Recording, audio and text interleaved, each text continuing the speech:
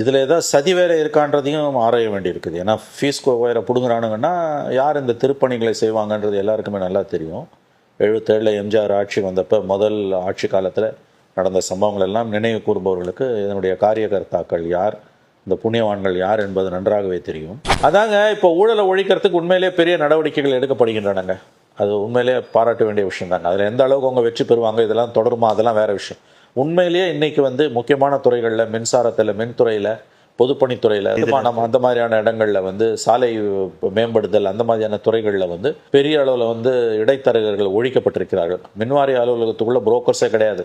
இந்த இருபெரும் கழகங்களோட ஆட்சியில் யார் ஆட்சி வந்தாலும் காட்சிகள் மாறலன்னு அந்த இடைத்தரகர்கள் தான் ஆண்டாங்க மாநில அரசியல்.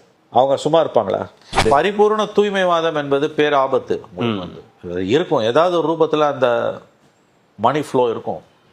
இப்போ நீங்கள் கவர்மெண்ட் சோர்ஸுக்கு வரல, கஜானாவுக்கு வரலன்னா ப்ரைவேட்டுக்கு போவோம். யார் ஆளுங்கட்சி அங்கே போவோம். இப்போ அதை க்ளோஸ் பண்ணி இங்கே திருப்பியிருக்காங்க.